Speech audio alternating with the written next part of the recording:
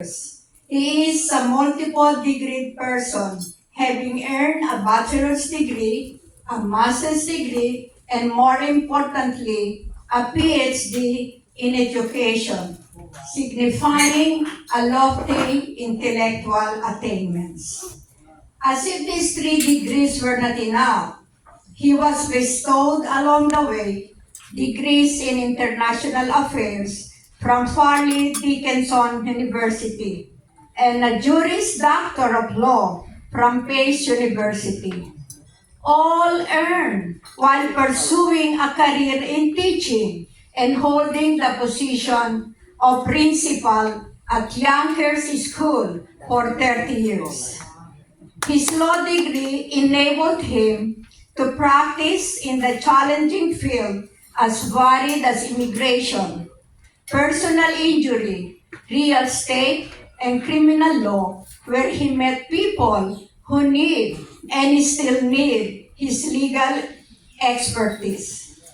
Experiences that led him to seek elected position in the august body that is the New York State Assemblyman, representing, after he won an election, the district number 90 covering Yonkers.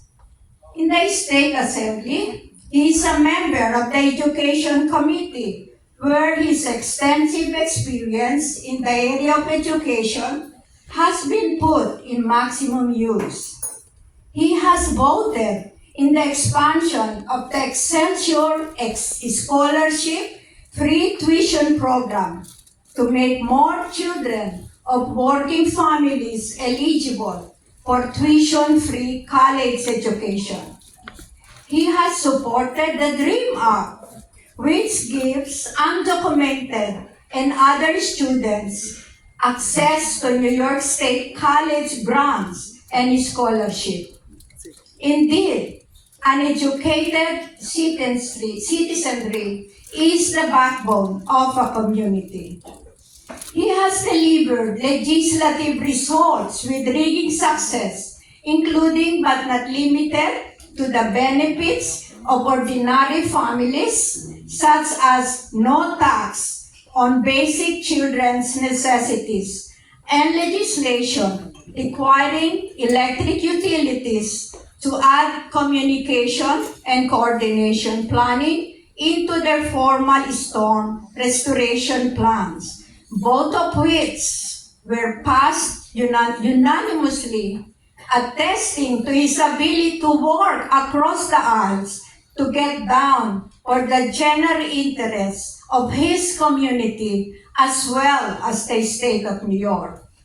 He is active in promoting the advantages of renewable energy that will redound to everybody's benefits, so much so that he has been called the top leader in shaping the future of the Westchester County. He and his wife of over 30 years, are also parents like us to equally successful children who have entered the academic fields of medicine, dentistry, education, and law. All fine children coming from very fine parents. Fellow Lions, ladies and gentlemen, what about stand up? And I present to you and welcome our guest speaker today, Honorable Assemblyman Nader Sayegh.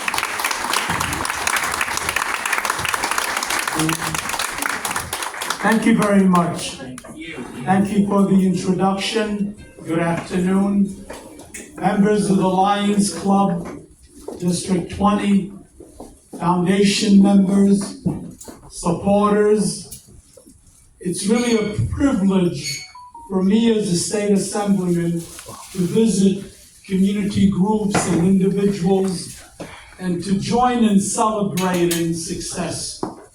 Join in celebrating goodwill, and join in celebrating one of the most important components of humanity, and that is volunteerism. And in a nation in a nation and a world that has displayed so much polarization. It's really sad.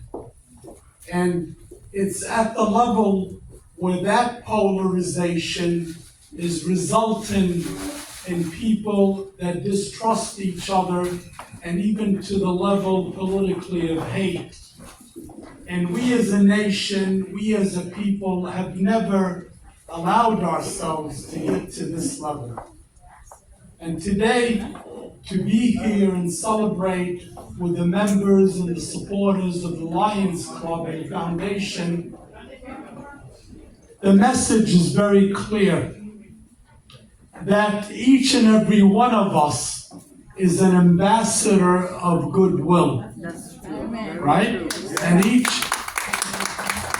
And every one of us has a responsibility and a duty to bestow collaboration and cooperation and understanding and awareness.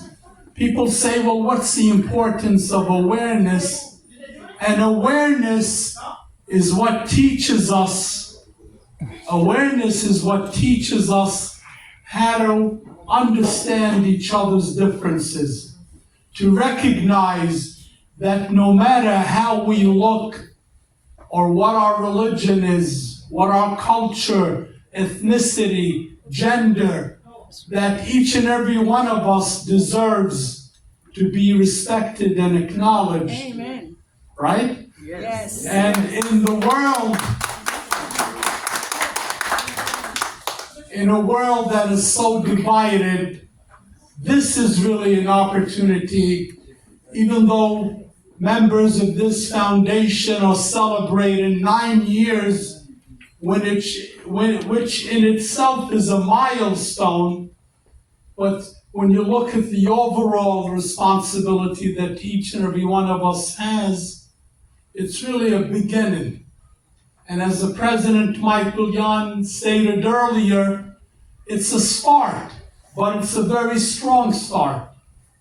And to see individuals representing businesses and communities across our region is really heartfelt. So today, our commitment is not only to work together, but as I spoke to President and Founder Mike, my commitment as an state assemblyman is to look at what the needs of organizations and individuals are. And I hear very loud and clear that this foundation needs a place to meet. So we will look and explore and work together to see where we can find a place to meet.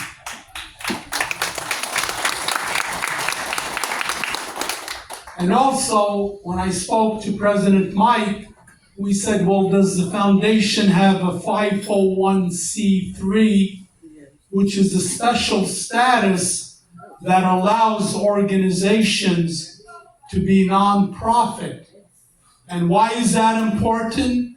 Because if you're an organization with a 501c3, you are entitled to apply for local, state, and federal grants, where many of the services you already provide for our youth and our homeless are recognized as crucial community services and can be funded by state and federal and local grants.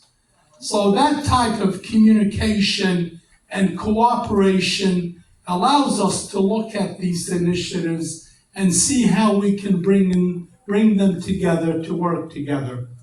Now, for me, I very much, preach peace and diversity in the state assemblyman role. I, on the New York State level, have initiated, whether it's recognizing the cultures and the countries around the world, and whether we celebrate resolutions and flag raising and celebrate independence, it is really bringing all of us back together here as Americans to say, for many years, we were told America, we're the melting pot, where everybody comes to America and we all melt into being American. What is this? And as an educator for nearly 40 years, I worked on making sure children recognize that we're really not a melting pot.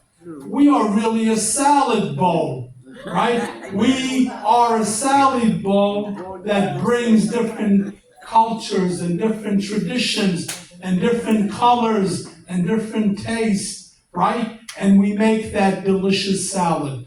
That's what America is. So what is the message there? The message there is not what we used to learn from our grandparents, that to become a good American, you gotta stop speaking your foreign language. You gotta stop practicing your culture and your tradition. It is the opposite, that you need to continue your tradition and respect for your motherland and respect for your culture, and that makes us together good Americans.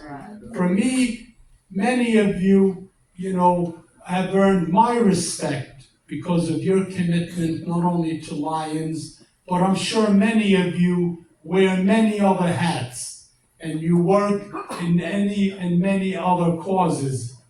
I know one dear friend here, Oscar. Where's Oscar? Oscar and I have known each other for years, and a great businessman in Yonkers, and has been to my house, and he understands that the role we play is very important. But you as citizens need to make sure your voices are loud and clear. You gotta make sure you speak up. You gotta make sure if you're not a citizen, you get your citizenship. You gotta make sure if you're not registered to vote, you go and register to vote. And I can tell you as a public official, action and positive doings take place when the loudest voices are heard. So I had the pleasure of just passing out my pamphlet because even though I was elected in 2018 representing the city of Yonkers, I'm up for re-election. So we encourage anyone who lives in Yonkers, who's involved in Yonkers, to really come out and show their support. And last but not least, for me, as a member of the New York State Assembly, it's always a privilege and an honor to bestow recognition from New York State to worthy individuals and organizations that really exhibit the goodwill, the passion, the compassion for their community and their fellow mankind. So I'd like to call upon Founder and President Michael Young to the podium, and I'd like on behalf of the New York State Assembly this afternoon to present Mike and each and every one of you as members of Lions Foundation District 20, this very special New York State resolution presented to the entire leadership. And wish you the very best. And Mike, who else should be called here? All our board members.